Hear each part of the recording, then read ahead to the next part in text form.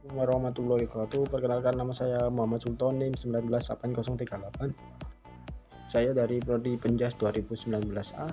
Di sini saya akan menerangkan dari beberapa materi perencanaan pembelajaran PJOK. Ini dosen pengampunya Bapak Puku. Ya, langsung saja ya. Yang pertama, ini ada pengertian perencanaan pembelajaran. Perencanaan pembelajaran merupakan catatan-catatan hasil pemikiran awal seorang guru sebelum mengelola proses pembelajaran. Perencanaan pembelajaran merupakan persiapan mengajar yang berisi hal-hal yang perlu atau harus dilakukan oleh guru dan siswa dan melaksanakan kegiatan pembelajaran, yang antara lain meliputi unsur-unsur pemilihan materi, metode, media, dan alat evaluasi. Selanjutnya juga ada penyusunan kurikulum tingkat satuan atau pendidik. KTSP. Kurikulum adalah seperangkat rencana dan pengaturan mengenai tujuan, isi dan bahan belajar serta cara yang digunakan sebagai pedoman penyelenggaraan kegiatan pembelajaran untuk mencapai tujuan pendidikan tertentu. KTSP adalah kurikulum yang disusun oleh dan dilaksanakan di masing-masing satuan pendidikan. KTSP terdiri dari pendidik tingkat satuan pendidik, struktur dan muatan kurikulum tingkat satuan pendidik, kalender pendidik, dan silabus. Ini ada pengertian silabus.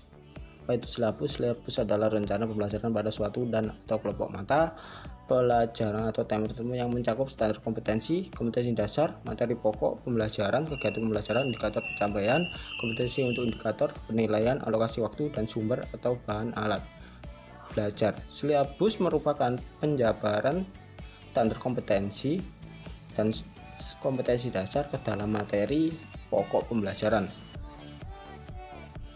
Selanjutnya juga ada pembelajaran RPP, pengertian rencana pelaksanaan pembelajaran.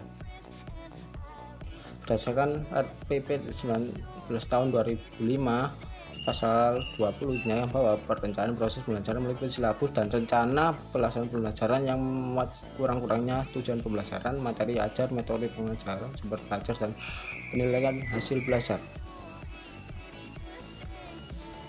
Selanjutnya ada indikator dalam pengembangan KTSP. Pengertiannya, indikator merupakan penanda pencapaian KD yang ditandai oleh perubahan perilaku yang dapat diukur yang mencakup sikap, pengetahuan, dan keterampilan. Selanjutnya juga ada pengertian materi pembelajaran. Keberhasilan pembelajaran secara keseluruhan sangat tergantung pada keberhasilan guru merancang materi pembelajaran. Materi pembelajaran pada hakikatnya merupakan bagian tak terpisahkan dari silabus, yaitu perencanaan, prediksi, dan proyeksi tentang apa yang akan dilakukan pada saat kegiatan. Selanjutnya ada pengembangan bahan ajar. Pengertian: guna menghasilkan tamatan yang mempunyai kemampuan sesuai standar kompetensi lulusan, diperlukan pengembangan pembelajaran untuk setiap kompetensi secara sistematis, terpadu, dan tuntas. Pengembangan selanjutnya ada pengembangan muatan lokal. Pengertiannya, muatan lokal adalah kegiatan kurikuler untuk mengembangkan kompetensi yang disesuaikan dengan ciri khas dan potensi daerah, termasuk keunggulan daerah, yang materinya tidak dapat dikelompokkan ke dalam mata pelajaran yang ada. Substansi mata pelajaran muatan lokal ditentukan oleh satuan pendidik dan tidak terbatas pada mata pelajaran keterampilan. Pembelajaran pengayaan.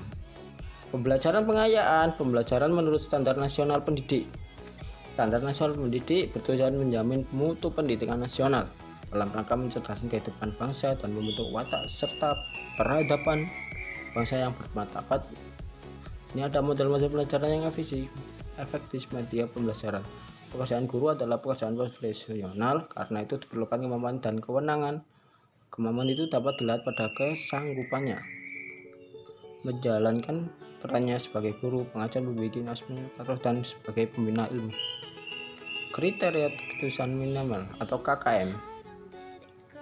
Pengertian kriteria ketuntasan minimal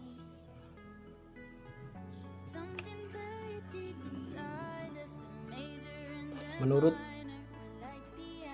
kriteria ketuntasan minimal atau KKM. Pengertiannya, kriteria ketuntasan minimal Salah satu prinsip penilaiannya pada kurikulum berbasis kompetensi adalah menggunakan acuan kriteria yang menggunakan kriteria tertentu dalam menentukan kelulusan peserta didik.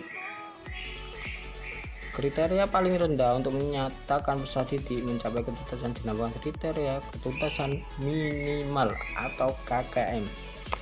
Ya, itu saja yang saya dapat dari materi dari Bapak Pugu. Kurang lebihnya saya mohon maaf. Assalamualaikum warahmatullahi wabarakatuh.